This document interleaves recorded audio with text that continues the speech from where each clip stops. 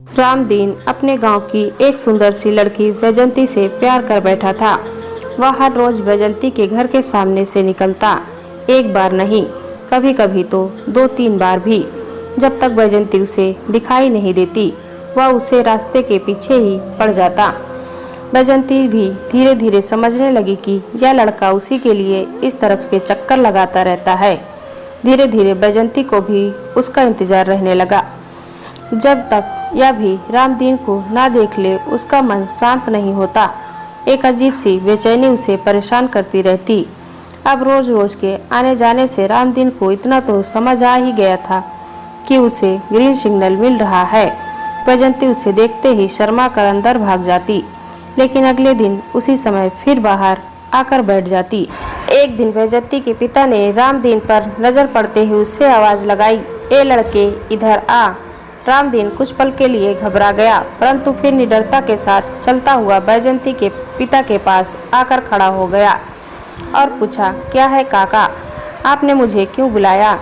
इधर से रोज निकलकर कहाँ जाता है तू? रामदीन ने फिर उतनी हिम्मत से जवाब दिया, नहीं काका, कहीं नहीं जाता, केवल टहलने के हिसाब से ही घूमता रहता हूँ। अनुभवी दीननाथ सब कुछ समझते हुए भी अब उससे कुछ भी कहने में असमर्थ लग रहे थे। फिर भी उन्होंने बात को आगे बढ़ाते हुए पूछा, क्या काम करते हो? अरे पहले तो यह बताओ, तुम्हारा नाम क्या है? मेरा नाम रामदीन है काका, और पेशे से मैं कुम्हार हूँ। मेरी खुद की एक छोटी सी दुकान है। मैं मेरे चाक के साथ व्यस्त रहता हूँ और मटके, गमले तथा मिट्टी के बर्तन बनाता हूँ। अच्छा, पिताजी क्या करते हैं? पिताजी इस दुनिया में नहीं है, सिर्फ माँ है मेरे साथ, और वह मेरे काम में मदद करती है। मेरी बेटी वैजंती से ब्याह करोगे? वैजंती के पिता दीनानाथ ने सब कुछ जानने के बाद उससे सीधा प्रश्न कर दिया और उसके जवाब का इंतजार करने लगे। रामदीन के मन में पटाखे फूटने लगे। वह जो पूछना चाहता था, सामने से उस लड़की के पिता ने ही पूछ लिया। उसने अपने आप को और अपनी खुशी को नियंत्रित करते हुए कहा, काका, मुझे माँ से पूछना पड़ेगा। दीनानाथ ने मुस्कुराते हुए कहा, अच्छा, तो मेरी गली के चक्कर लगाने की अनुमति भी ली थी क्या अपनी माँ से? रामदीन शर्मा गया और जाने लगा। जाते जाते वह बोला, काका, शाम को माँ को लेकर आऊँगा। वैजंती दरवाजे की ओट में छिपकर सब सुन रही थी। वह वहाँ से हटे उससे पहले ही उसके बाबा अंदर आ गए और उन्होंने वैजंती को देख भी लिया। वैजंती ने अपनी ओढ़नी का कोना मुंह में दबाया और शर्मा कर वहां से भाग गई। दीनानाथ तो काफी दिनों से रामदीन का आवागमन और अपनी लाडली का इंतजार करना देख ही रहे थे, इसीलिए वह तो सब जानते ही थे। उसी शाम को रामदीन अपनी माँ पार्वती के साथ वैजंती के घर पर आ धमका। दीनानाथ अब तक अपनी पत्नी माया को सब कुछ बता चुके थे। वह भी खुश थी। रामदीन और पार्वती के आते ही उन्हें आदर सत्कार से बिठाया गया। रामदीन और पार्वती बेचैनी से वैजंती के आने का इंतजार कर रहे थे। पार्वती सोच रही थी, कैसी होगी उसकी होने वाली बहू। कुछ ही समय में वैजंती अपनी माँ के साथ एक हाथ में मिठाई और कचौरी से भरी प्लेट लेकर वहां आ गई। रामदीन की निगाहें वैजंती के चेहरे पर अटक गई, लेकिन उसकी अम्मा की आंखें वैजंती के चेहरे से होते हुए उसके हाथों पर आकर अटक गई। वह समझ गई कि इस लड़की का एक हाथ काम नहीं करता। उसका मन भारी हो गया और वहाँ एक सन्नाटा सा छा गया। तभी इस सन्नाटे को चीरती हुई एक आवाज आई, पार्वती बहन, यह है हमारी बेटी वैजंती, सुंदर, सुशील, हर काम में निपुण। उनकी बात को बीच में काटते हुए एक दूसरी आवाज आई, दीनानाथ जी। वैजंती का एक हाथ, इतना कहकर पार्वती चुप हो गई। रामदीन भी होश में आ गया। तब वैजंती की माँ माया ने दुखी स्वर में कहा, जी हाँ पार्वती बहन, वैजंती का एक हाथ जन्म से ही खराब है, लेकिन वह सब कुछ कर लेती है। पार्वती अपने बेटे रामदीन की तरफ देखने लगी। वह सोच रही थी कि बस अगले ही पल रामदीन उठकर खड़ा हो जाएगा और फिर वह कहेगा, मैं यह शादी नहीं कर सकता। इसी बीच रामदीन की आवाज़ आई। वैजंती शांत खड़ी इसी आवाज़ का इंतजार कर रही थी। रामदीन ने कहा, काका, मुझे यह रिश्ता मंजूर है। किसी को भी कुछ पलों तक अपने कानों पर विश्वास ही नहीं हुआ। पार्वती ने अचरज भरी नजरों से अपने बेटे की ओर देखा। तब रामदीन ने कहा, अम्मा, प्यार किया है मैंने इस लड़की से, और यदि विवाह के बाद ऐसा कोई हादसा हो जाता तो क्या मैं माँ इसके रिश्ते के लिए 100% खुशी से तैयार हूँ। पार्वती ने उठकर वैजंती के हाथ में शगुन का नारियल रखते हुए उसकी पेशानी को चूम लिया। वह अपने बेटे के इस निर्णय पर खुश थी। उसके 10 दिनों के अंदर ही उनके घर में शहनाई बजी। दोनों परिवार बहुत अधिक संपन्न नहीं थे, लेकिन सीमित साधनों में खुशियों को बटोरना जानते थे। इन्हीं खुशियों के साथ रामदीन और वैजंती का गठबंधन हो गया। उनका छोटा सा सुंदर परिवार था। वैजंती अपनी सासू माँ का बहुत ख्याल रखती थी। पार्वती भी उसे बिल्कुल अपनी बेटी की तरह चाहती थी। अपनी माँ और पत्नी के बीच इस प्यार भरे रिश्ते से रामदीन भी बहुत अधिक खुश रहता था। इन्हीं खुशियों में उस समय 4 चांद लग गए जब वैजंती ने उसके गर्भवती होने की खबर सुनाई। उनके छोटे से परिवार में जल्दी ही एक छुटकी भी आ गई और उसका नाम उन्होंने सुखिया रखा।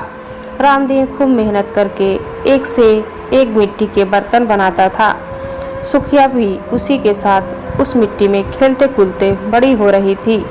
जब वह गर्भ में थी तब वैजंती अपने पति को चाक घुमाते हुए देखती तो उसका मन भी करता कि वह भी रामदीन की तरह चाक घुमा सके, लेकिन उसके हाथों के कारण यह संभव नहीं हो पाया।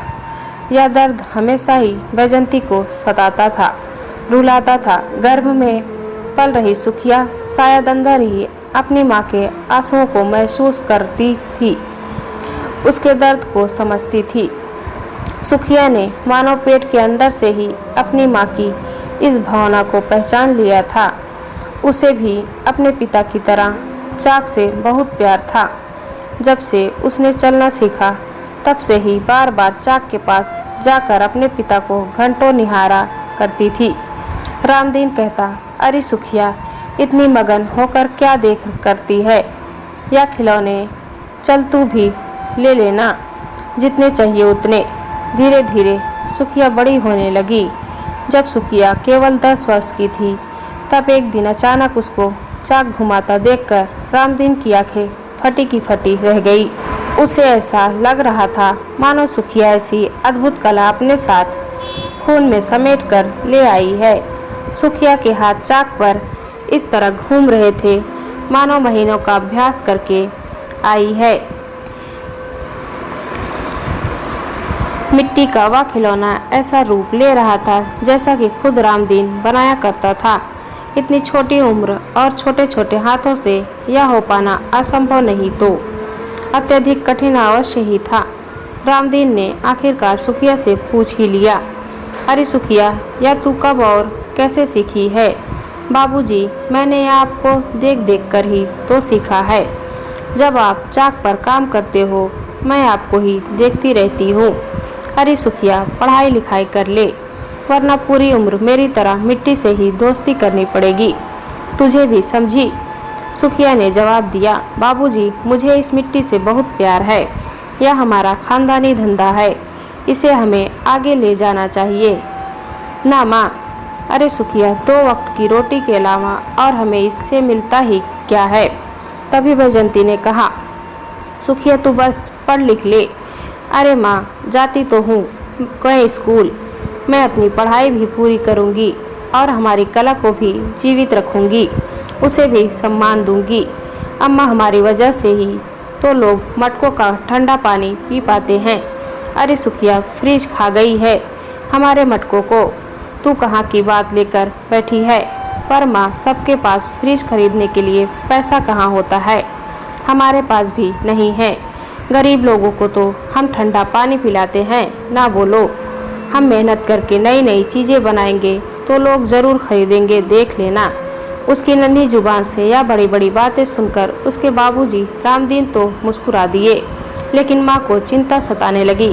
धीरे धीरे यह वर्ष भी पूरा हो गया और सुखिया अब 11 वर्ष की हो गई। वह स्कूल से आते ही अपने बाबूजी के साथ चाक पर काम करने आ जाती और उसकी कलाकारी देखकर रामदीन का सीना चौड़ा हो जाता। एक दिन जब रामदीन बाजार से लौटा तो घर में सुखिया को ना देखकर उसने बैजंती से पूछा, बैजंती सुखिया कहाँ है? वह पीछे आंगन में अपने बनाए खिलौनों पर रंग लगा रही है। अरे बड़ी सुंदर चित्रकारी की है उसने, चलो तुम भी देखो। रामदीन ने बाहर आकर देखा तो उनकी आंखें वह चित्रकारी देखकर अचरज में पड़ गई। उन्होंने सुखिया से कहा, सुखिया आज तेरे बनाए इस छोटे से सुंदर लोटे से मुझे पानी पिला दे। हाँ बाबूजी, अभी लेकर आती हूँ, कहते हुए सुखिया उस छोटे से मटकी जैसे लोटे में पानी भर लाई। सुखिया के बनाए सुंदर लोटे को रामदीन ने बड़े ही ध्यान से देखा और कहा, मछली के बच्चे को तैरना नहीं सिखाना पड़ता। उन्होंने पानी पीकर एक बहुत गहरी सांस ली। उस गहरी सांस के साथ ही उनके हृदय ने उन्हें धोखा दे दिया। रामदीन ने वक्त से पहले ही इस दुनिया से मुंह मोड़ लिया। सुखिया की माँ बैजंती आंसू बहाते हुए चिंता में सोच रही थी कि अब आगे क्या होगा। रामदीन तो आधी राह में ही धोखा दे दिया, अकेला छोड़ गए माँ बेटी को। वह स्वयं एक हाथ से अपंग है और सुखिया भी बच्ची है। यह कैसी परीक्षा ले रहा है ऊपर वाला। इसे ही तो कहते हैं गरीबी में आटा गीला होना। सुखिया की आंखों में आंसू थे। उसे दुख था, लेकिन अपने हाथों पर उसे विश्वास भी था, वह सब कर लेगी। बस यही सोच उसे मजबूती दे रही थी। बैजंती ने अपनी बेटी के पास आकर कहा, सुखिया अब हमारा क्या होगा बिटिया? फिर अपने हाथ की तरफ इशारा करते हुए आगे कहा, मैं तो लाचार हूँ, जैसे तैसे घर का काम कर लेती हूँ। सुखिया ने अपनी माँ को प्यार से निहारते हुए कहा, अम्मा रो मत, बाबूजी ने मुझे सब कुछ सिखा दिया है, मैं हूँ ना, मैं सब कर लूँगी। बैजंती को नन्ही सुखिया की बातों पर विश्वास नहीं हो रहा था। वह जानती थी कि खुशी से तो चार बर्तन बना लेना अलग बात है और जीविका चलाने के लिए घंटों चाक घुमाना आसान काम नहीं है। उसे लगा कि सुखिया जोश में ऐसा कह रही है। रामदीन के गुजर जाने के बाद चौथे दिन सुबह सुबह जब बैजंती अपनी खोली से बाहर आने के लिए उठी तो उसकी नज़र सुखिया के बिस्तर की तरह गई। लेकिन रोज की तरह आज सुखिया अपने बिस्तर पर नहीं थी। या तो उसका घोड़े बेचकर सोने का समय था। बाहर से कुछ आवाज आई तो बैजंती ने बाहर आकर देखा। वह यह देखकर हैरान थी कि सुखिया ने मिट्टी बांध ली थी और वहां बैठकर बर्तन बना रही है। सुखिया के चाक पर चलते हाथों को देखकर उसे ऐसा लग रहा था मानो वह रामदीन के हाथ हो। बिल्कुल रामदीन की ही तरह सुखिया के हाथ चाक पर घूम रहे थे। बैजंती ने सोचा, बच्ची है, अभी कुछ ही देर में आवाज़ लगाएगी, अम्मा भूख लगी है, खाना दो। काफ़ी समय तक बैजंती उस आवाज़ का इंतज़ार करती रही, लेकिन वह आवाज़ नहीं आई। तब बैजंती ने हाथ से तवे की रोटी को पलटाया और आवाज़ लगाते बाहर आई, अरे सुखिया, सो गई क्या? आज भूख नहीं लगी? तुझे कहते ही उसकी नज़र सुखिया पर पड़ी। उसके आश्चर्य का तब ठिकाना ही नहीं रहा। सुखिया भी उतनी ही एकाग्रता के साथ चाक घुमा रही थी और छोटे छोटे खिलौने मटके आदि बना रही थी। बैजंती उसके पास गई और कहा, बिटिया थक जाएगी, चल कुछ खा ले, यह सब तुझसे ना हो पाएगा, पढ़ लिख ले। अम्मा आज छुट्टी है, कल मैं स्कूल जाऊंगी, तुम चिंता मत करो। अरे पर तू थक जाएगी बिटिया, सुखिया ने वह मटका पूरा करते हुए कहा। अम्मा, जिस काम में मज़ा आता है उसमें थकना कैसा? थकान तो मुझसे कोसों दूर है। तुम चिंता मत करो, मैं ठीक हूँ। धीरे धीरे सुखिया एक से बढ़कर एक मिट्टी के बर्तन, चिलम, खिलौने, मटके आदि सब कुछ बनाने लगी। खाना खाते समय एक बार फिर बैजंती ने कहा, सुखिया, यह काम छोड़कर पढ़ाई पर ध्यान दे। पढ़ लिख कर काम पर लग जाएगी तो दोनों वक्त की रोटी का जुगाड़ हो जाएगा। यह तेरा शौक है, पर यह शौक ज़्यादा दिन नहीं रहेगा। अम्मा, मैं अच्छे से पढ़ाई तो ज़रूर करूँगी, पर यह काम नहीं छोड़ूंगी, कभी नहीं। मैं तुम्हें कभी भूखा नहीं सुलाऊंगी, फटे कपड़े भी नहीं पहनाऊंगी। बस अम्मा, मुझे यह करने दो, मना मत करो। ठीक है बेटा, जैसी तेरी मर्जी। अगले 4 माह बाद शहर में मेला भरने वाला था, जहाँ सुखिया अपने पिता के साथ जाती थी। रामदीन की दुकान वहाँ खूब चलती थी। शहर के लोग मिट्टी के बर्तनों की तरफ आकर्षित होकर दुकान पर आते और कुछ न कुछ खरीद कर भी ले जाते थे। सुखिया को याद था कि मेले का समय नज़दीक आ रहा है। वह स्कूल से लौटते ही चाक पर काम करने बैठ जाती। अब तक वैजंती ने भी हार मान ली थी। वह अब उसे कुछ नहीं कहती। वैजंती ने उसके स्वयं के मन को समझा दिया था कि करने दे उसे उसके मन की। जब मन भर जाएगा तो खुद ही छोड़ देगी। वैजंती उसके मन में चाहे जो भी सोच रही हो, लेकिन सुखिया का इरादा अटल था। मेले में जाने के उत्साह ने उसे और भी अधिक जोश से भर दिया था। धीरे धीरे सुखिया ने बहुत सारे बर्तन और मटके आदि बना लिए। वह उन पर रंग भरकर सुंदर चित्रकारी भी करने लगी। यदि माँ सरस्वती का आशीर्वाद लेकर किसी का जन्म होता है और मेहनत करने की चाह होती है तो कला हाथों से निकलकर कलम पेंसिल या चित्रकारी करने के ब्रश तक अपने आप ही पहुंच जाती है। सुखिया तो जैसे माँ सरस्वती का आशीर्वाद लेकर ही पैदा हुई थी। मेले का समय नज़दीक आते जा रहा था। सुखिया को रात को सपने में कई बार अपने पिता रामदीन दिखाई देते थे। उसे दिखाई देता था कि कैसे बाबूजी बहुत सारा सामान लेकर मेले में बेचने जाते थे। यही तो उनकी दिवाली होती थी, जब उनके घर में लक्ष्मी माता की प्रसन्नता और हाजिरी दिखाई देती थी। बस अब उसे भी मेले में जाना था और वहां अपनी दुकान लगाना था। एक रात को सपना देखने के बाद सुबह उठते ही उसने अपनी अम्मा से कहा, अम्मा आप शहर चलने की तैयारी कर लो, मेले का समय आ रहा है। यह क्या कह रही है सुखिया तू? तेरे बाबूजी के बिना हम यह सब नहीं कर सकते बिटिया। क्यों नहीं कर सकते अम्मा? मैं हूँ ना, मैं करूँगी। अरे पगली, इतनी भीड़ में कौन तेरी दुकान पर नज़र डालेगा? कौन खरीदेगा तुझसे? क्यों अम्मा, क्यों नहीं खरीदेगा कोई? बाबूजी से खरीदते थे तो मुझसे क्यों नहीं? क्या मेरा अच्छा काम नहीं है? नहीं नहीं सुखिया, ऐसी बात नहीं है। तेरे बनाए मिट्टी के बर्तनों में कोई कमी नहीं है, बल्कि तेरे बाबूजी से भी अच्छे बनाती है तू। पर मेले में जाकर दुकान लगाना आसान नहीं है।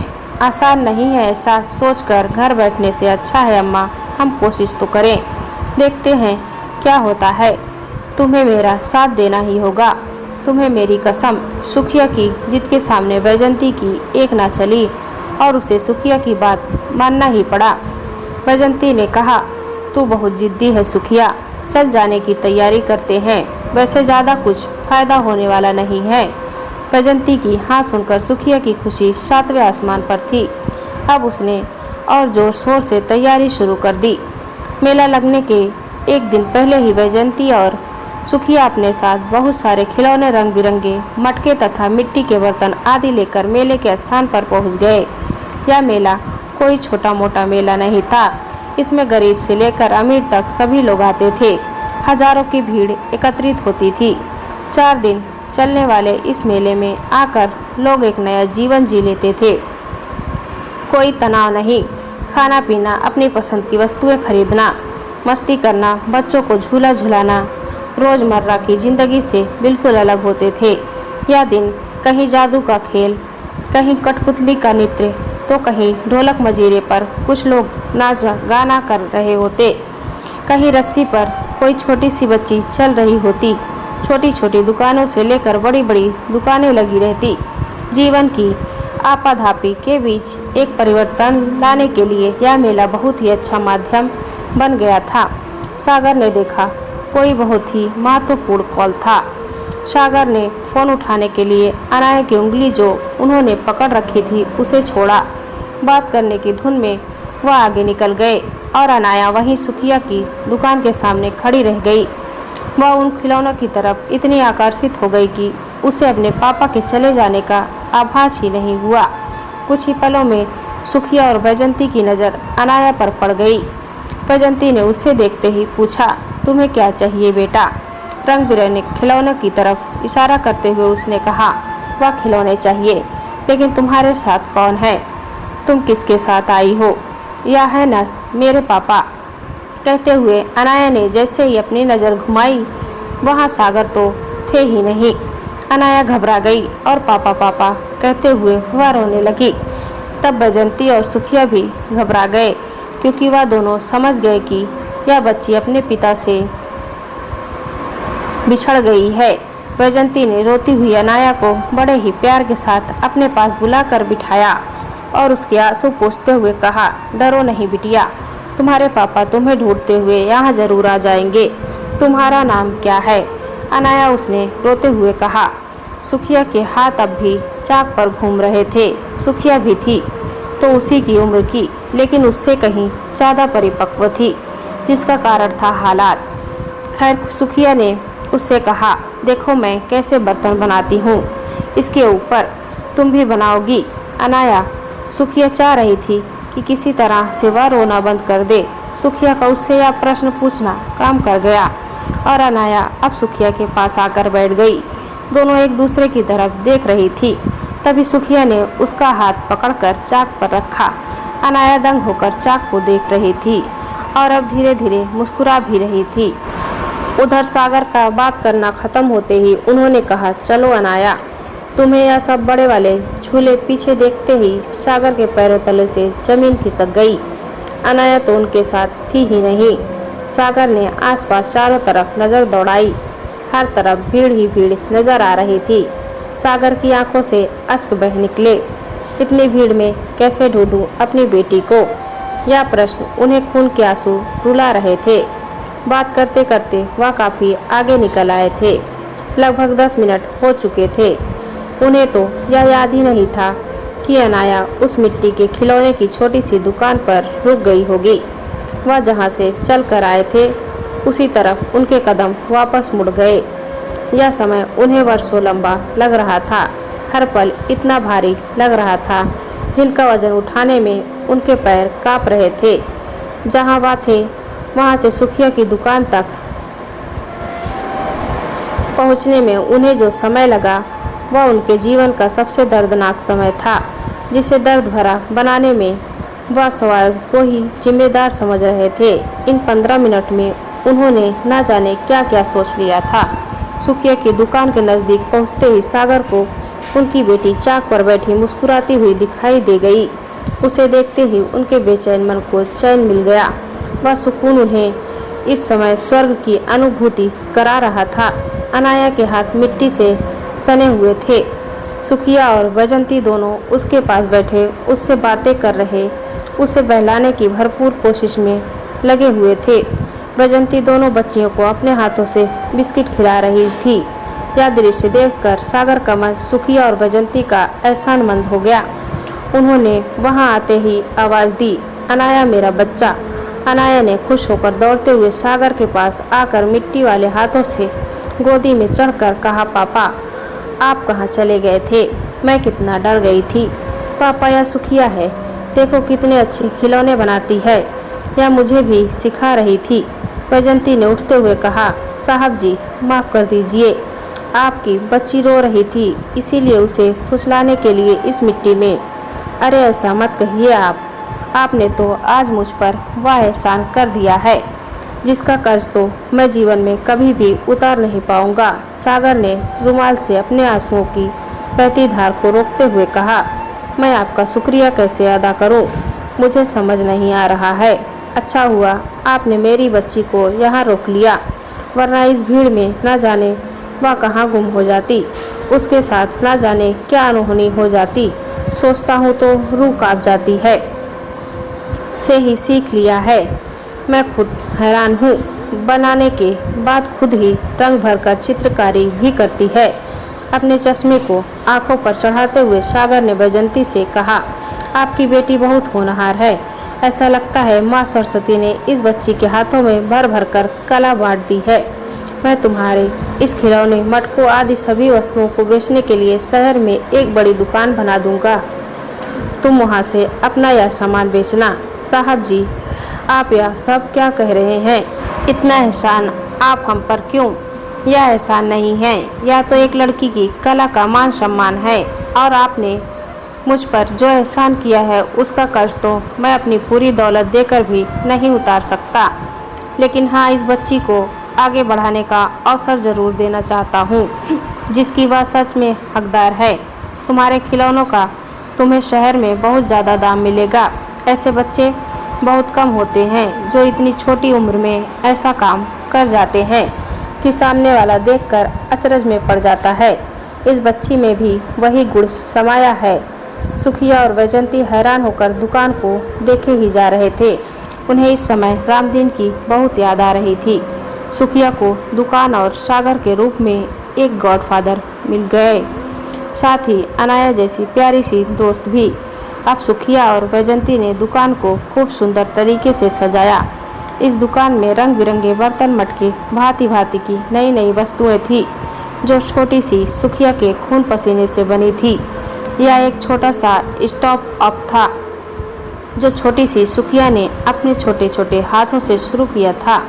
उसकी मेहनत, लगन, महत्वाकांक्षा और भाग्य ने उसके छोटे से गांव के इस व्यवसाय को अब शहर तक पहुंचा दिया था। उसकी यह कला दिन प्रतिदिन बढ़ती ही जा रही थी। धीरे धीरे समय व्यतीत होता गया और सुखिया बड़ी होती जा रही थी। अब वह मिट्टी की मूर्तियां भी बनाने लगी थी। गणपति की मूर्तियां गणेश चतुर्थी के समय बहुत बिकती।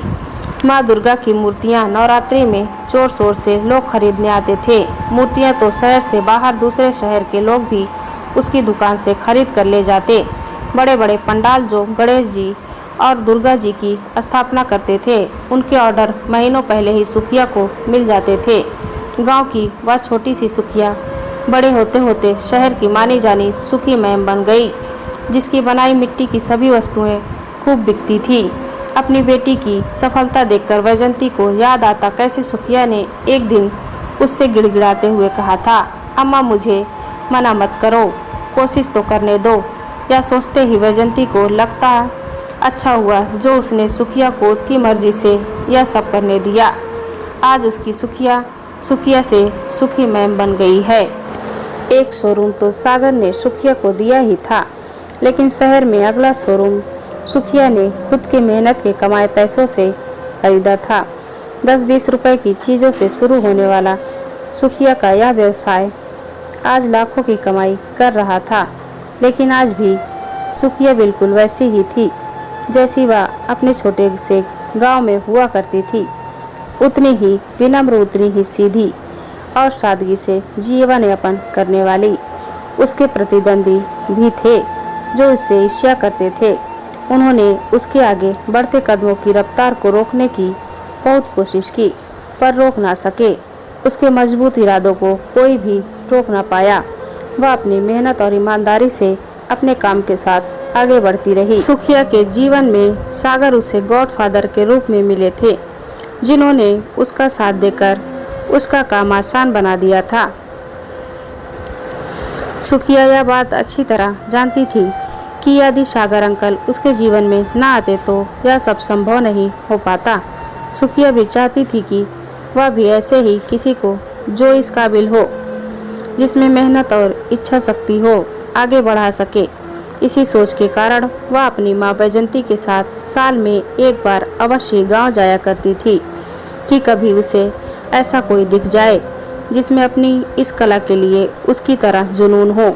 सुखिया चाहती थी कि फ्रिज और दिवाली पर बिजली की चमकती लाडों के इस दौर में उसका यह व्यवसाय कमज़ोर न हो पाए। उसे तो बचपन से ही अपनी इस कला के बेहद प्यार था। वह चाहती थी कि उसकी आने वाली नई पीढ़ी इस कला को जीवित रखे।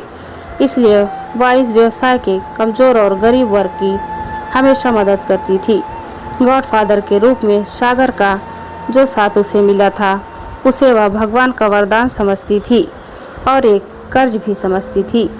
वह किसी को गॉडफादर बनकर इस कर्ज को उतारना चाहती थी। आज उसके पास अवसर था, पैसा भी था और किसी को आगे बढ़ाने की चाह भी थी। कई वर्षों के इंतजार के बाद एक दिन जब वह गांव से वापस जा रही थी, तब लौटते वक्त उसकी नज़र एक जगह पर आकर रुक गई। यहाँ एक छोटा सा लगभग 10 वर्ष का लड़का इस तरह से चाक पर अपने हाथ चला रहा था जैसे सुखिया खुद चलाती थी। सुखिया का पाँव गाड़ी के ब्रेक पर अपने आप ही चला गया। वह गाड़ी से उतरकर उस बच्चे के पास आई जहाँ उसके माता पिता उसके पास बैठे हुए थे। सुखिया को अपने आंगन में खड़ा देखकर उन्हें खुशी के साथ अचरज भी हो रहा था। सुखिया ने उस बच्चे और उसके माता पिता से बात की और उन्हें हर तरह की मदद का आश्वासन दिया। इस तरह आज सुखिया की किसी का गॉडफादर बनने की इच्छा भी पूरी हो गई। सुखिया ने तो उस बच्चे की गॉडफादर बनकर भगवान का वह कर्ज उतार दिया जो भगवान ने उसे उपहार स्वरूप दिया था। सुखिया हर वर्ष शहर के मेले में अपनी दुकान लगाती थी।